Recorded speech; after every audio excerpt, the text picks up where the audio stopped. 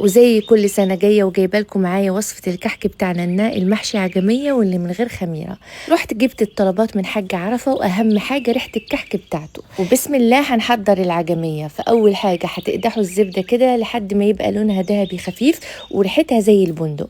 تنزلوا بالدقيق وبعد كده تقلبوا مع بعض. تنزلوا بقى بعين الجمل المجروش وكمان السمسم، شوية من بهارات الكحك، وبعد كده تنزلوا بالعسل وقلبوها على السريع لحد ما تربط ويبقى قوامها بالطريقة دي. سيبوها تبرد وبعدين كوروها كور صغنونه بالطريقه دي. هتخلطوا بقى الدقيق مع اللبن البودره والسكر كمان، وكمان شويه من بهارات الكحك والسمسم، وتحطوا البيكنج باودر وكمان الملح بس كده، وتقلبوهم في العجانه، وبعدين تنزلوا عليهم بالسمنه البارده، لا تسيحوها ولا اي حاجه، واخلطوا كويس لحد ما العجينه توصل للقوام ده. بعد كده زودوا لها كوبايه ميه بالتدريج لحد ما العجينه تلم معاكم بالشكل ده. ودايما اعملوا اختبار للعجينه، كوروها بالطريقه دي واضغطوا بالصباع، لو شققت يبقى هي لسه محتاجه سوائل. احشوها بقى بالعجميه وبعد كده دخلوها الفرن لمده 25 دقيقه. نسيت اقول لكم ان انتم ممكن تنقشوا الكحك او تعملوه بالبصامه زي ما انتم حابين.